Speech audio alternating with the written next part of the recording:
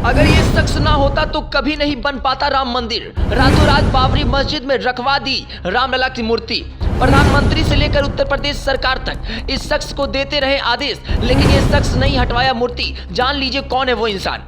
फैजाबाद की डीएम की वो कहानी जिसको सलाम कर रहा है हर सनातनी। आज जब 22 तारीख को प्राण प्रतिष्ठा होनी है तो इस वीर अधिकारी को याद करना लाजिम है। हिंदूवादी अधिकारी के तौर पर जाने जाते थे डीएम, लड़े थे लोकसभा चुनाव और जीत के साथ लहराया था राजनीतिक परचम। ड्राइवर भी विधानसभा चुनाव जीत कर पहुंचा था लखनऊ।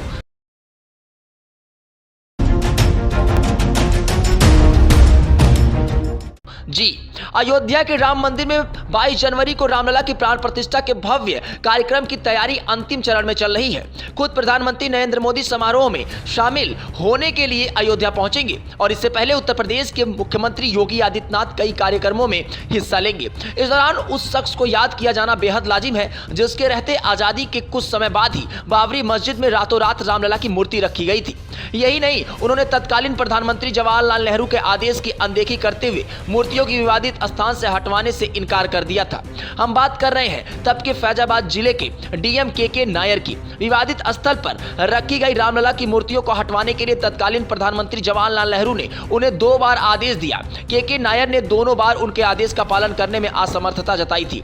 इससे उनकी छवि हिंदूवादी अधिकारी के तौर पर बन गई थी। बाद में इसका उन्हें बड़ा फायदा मिला। उन्होंने उनकी पत्नी के साथ लोकसभा चुनाव लड़ा और लड़ा ही नहीं बल्कि जीता भी। यही नहीं, उनकी छवि का फायदा उनके ड्राइवर को भी मिला और उनके ड्राइवर ने उत्तर प्रदेश विधानसभा चुनाव में ताल ठोकी और जीतकर विधायक बने।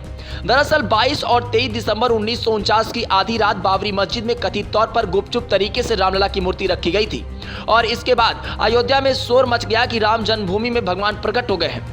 लिब्राहन आयोग की रिपोर्ट के मुताबिक मौके पर तैनात कांस्टेबल माता प्रसाद ने घटना की सूचना थाना इंचार्ज राम दुबे को दी थी। माता प्रसाद ने बताया कि 50 से 60 लोग परिसर का ताला तोड़कर अंदर घुस गए हैं और इसके बाद उन्होंने वहां श्री राम की मूर्ति स्थापित कर दी है।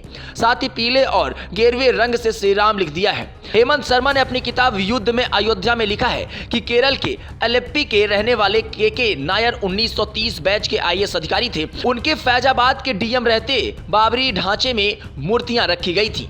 23 दिसंबर 1949 को जब भगवान राम की मूर्तियां मस्जिद में रखी गई थी तो नेहरू ने यूपी में तत्कालीन सीएम गोविंद वल्लभ पंत से तत्कालीन मूर्तियां हटवाने की बात कही थी। उत्तर प्रदेश सरकार ने मूर्तियां हटवाने के आदेश दिए, लेकिन जिला मजिस्ट्रेट के नायर ने दंगों और हिंदुओं की भावनाओं को भड़कने के डर से इस आदेश को पूरा करने में असमर्थता जताई थी। वैसे इस डीएम के बारे में आपका क्या कहना है? अपनी प्रतिक्रिया जरूर जाहिर करें। बने रहें जेटी न्यूज के साथ। लेकिन अगर ये खबर आप यूट्यूब पर देख रहे हैं तो चैनल को सब्सक्राइब करना ना भूलें, फेसबुक पर देख रहे हैं तो पेज को फॉलो करना ना भूलें।